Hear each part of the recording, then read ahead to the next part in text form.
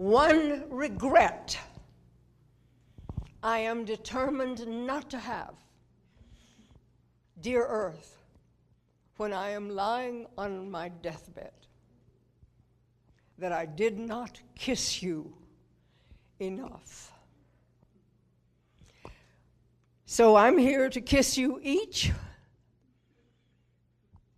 with memory, with gratitude, with happiness. I said to Lisa, please just make it a happy birthday for everybody. A happy day, a happy day. The Buddhist teachers have told me, all of us, that we are our relationships. So guess what?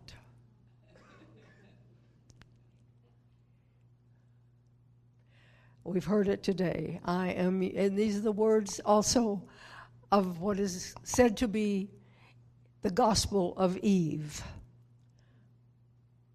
I am you, and you are me. Wherever I am, you are.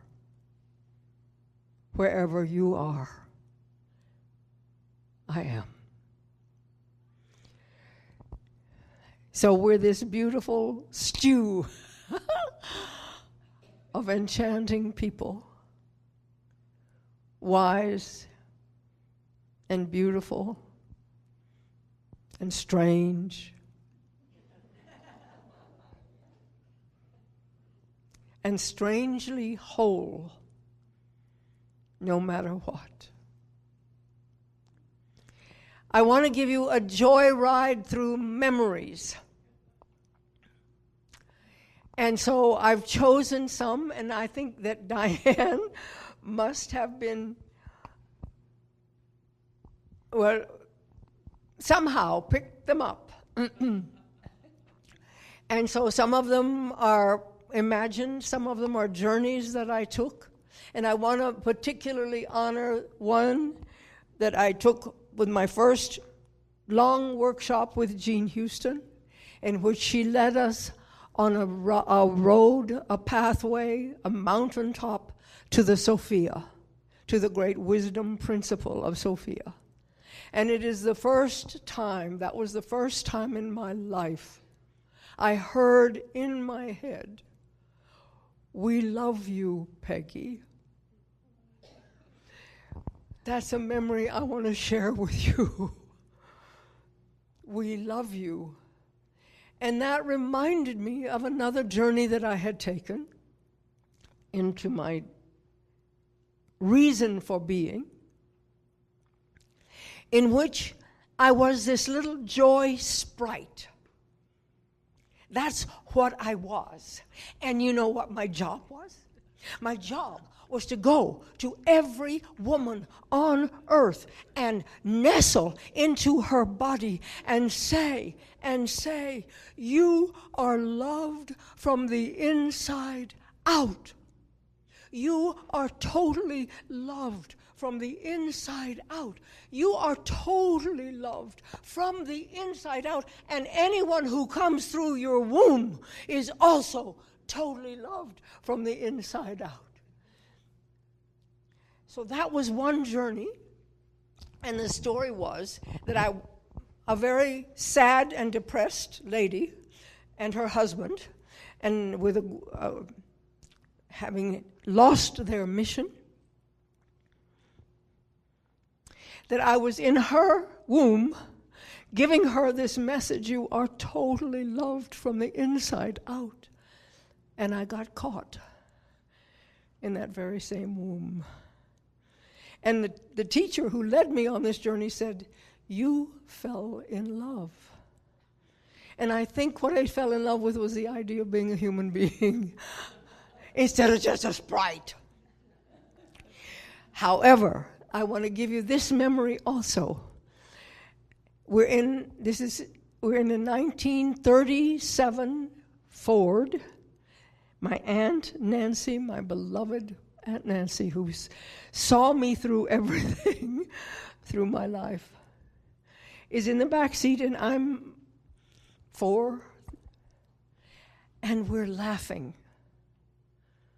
And I don't know that I remember laughing any time before that.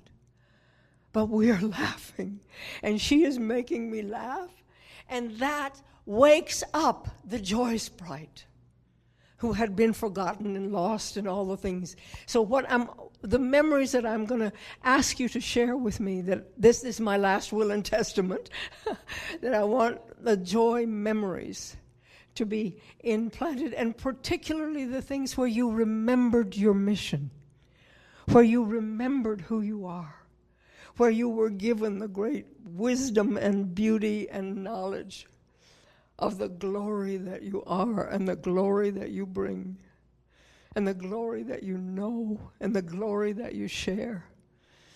And all of those, what woke those memories of your mission up? What woke them up? And one of them, again, a journey, an imaginary journey perhaps. And it happened at Gene Houston and Robert Masters' Human Capacities Training Program. And there were several of us gathered at night, and we were having this imaginary journey, all right? And so we were all, Gene and all of us together, many of you like you were there, and we were all on this other planet, and we were taking a break. You know, we'd gone camping on this other planet somewhere, and we were taking a break. And the beautiful Robin Van Doren, those of you who remember Robin Van, or know Robin Van Doren, know that she shows up on this mountaintop pulling a donkey. Yeah, there's a lot of being an ass, you know, around being living your mission. You end up being a fool a great deal of the time. But she said, you know that planet that we spent a lot of time on and we love so much, and it is so beautiful and it is so dear, they're in a lot of trouble. You got to haul ass out of here and get back down there as fast as you can. And we all did. The image that I had was that we were all, it was like a fireman's thing, a fireman's pole. We just found the nearest fireman's pole we could on that pole, on that planet, and whoosh, right back into this one. And the point, I'm asking you to remember your mission here. What brought you? What called you? What said, we yearn to have your presence here? Who said it? Who called you? Who said you matter? Please come into matter again.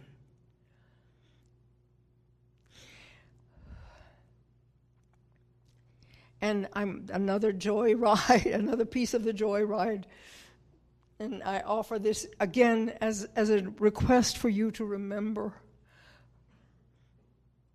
why you're here and celebrate what you've done here, what you have managed to give and to be and to celebrate. And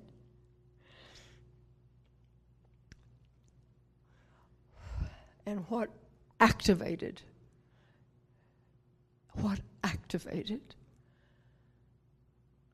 your awareness of how important you are,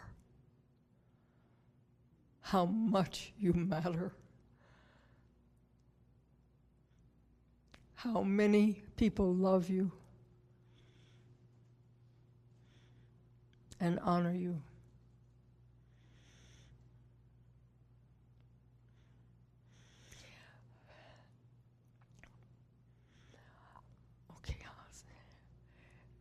This time is a 1949 red Chevrolet. And my husband at the time, there have been several, but my husband at the time and I have driven from Texas through Mexico,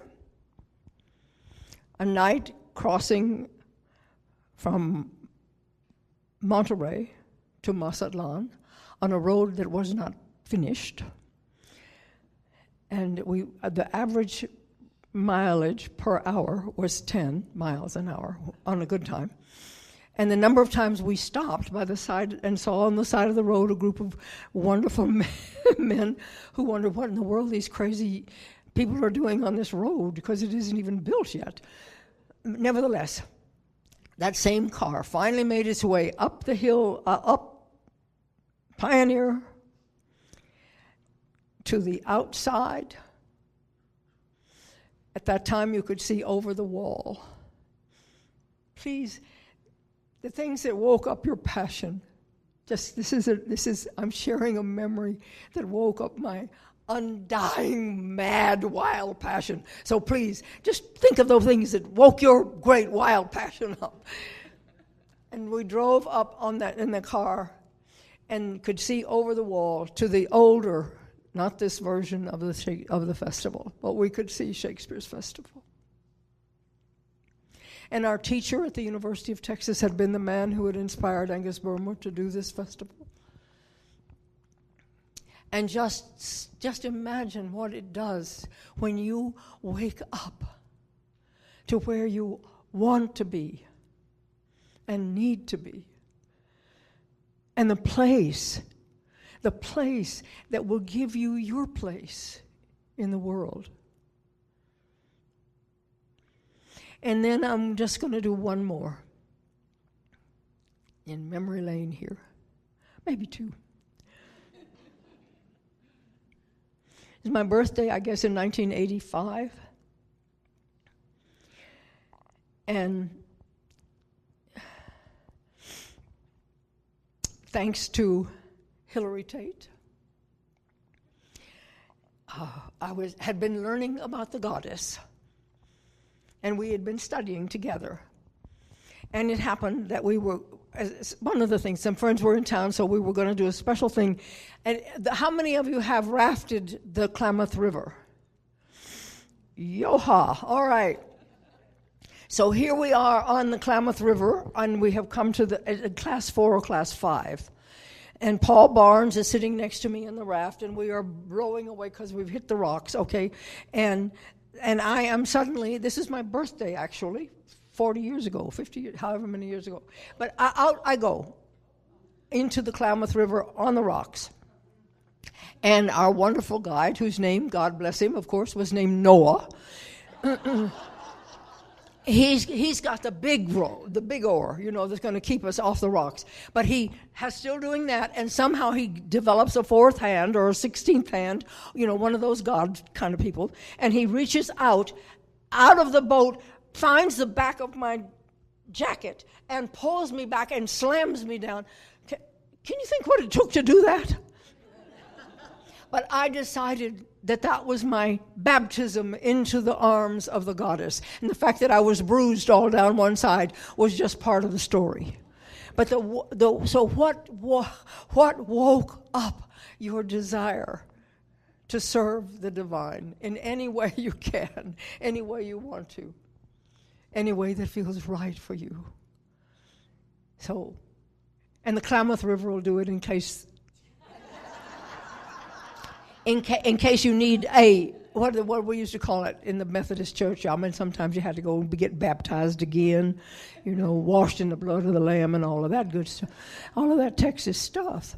But okay. And the other memory that I want to share and ask you to feel for yourself.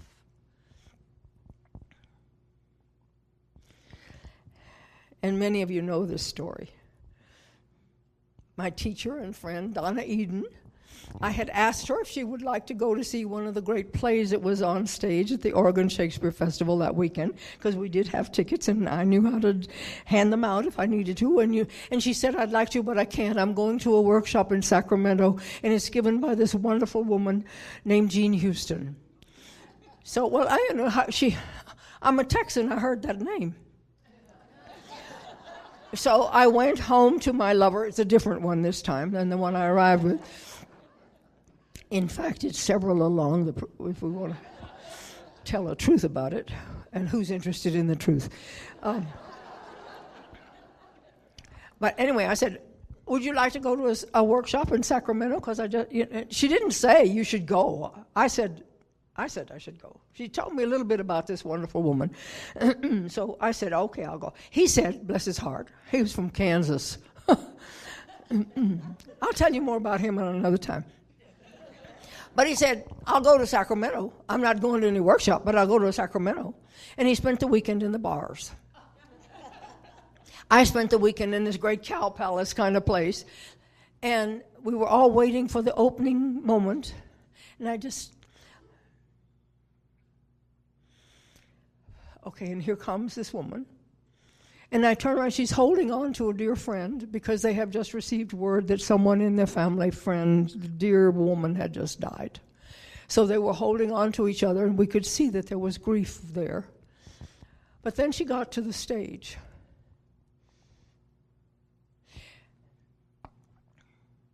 And I heard her voice for the first time. And I swear to you, it is a voice I heard in the womb. So, whatever the call is for all of us, whatever the way of being awakened to your nature, to your beloved,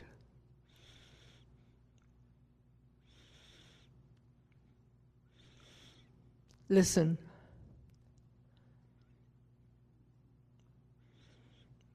Listen.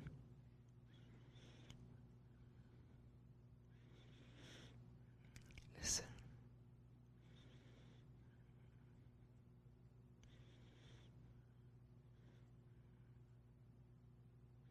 You have no idea how important, how beautiful, how special you are, and not just to me.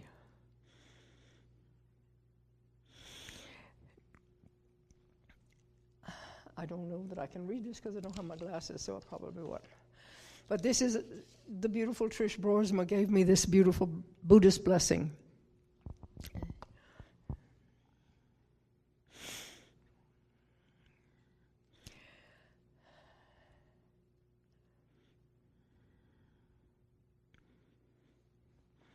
Just as the soft rain fills the streams, pours into the river, and joins together in the oceans, so may the power of every moment of your goodness, so may the power of every moment of your goodness flow to awaken and heal all beings. Those here and now, those gone before, those yet to come. By the power of every moment of your goodness, may your heart's wishes be soon fulfilled, as completely shining as the bright full moon, as magically as by a wish-fulfilling gem. By the power of every moment of your goodness, may all dangers be averted and all disease be gone. May no obstacle come across your way. May you enjoy fulfillment and long life. For all in whose heart dwells respect, who follow the wisdom and compassion of the way, may your life prosper in the 4 blessings of old age, beauty, happiness, and strength. by the power of every moment of your goodness.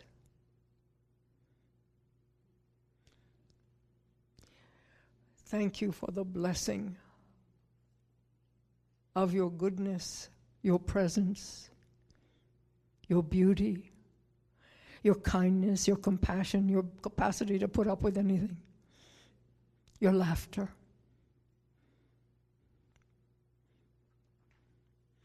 I bow to you, each of you, and to the power of your goodness.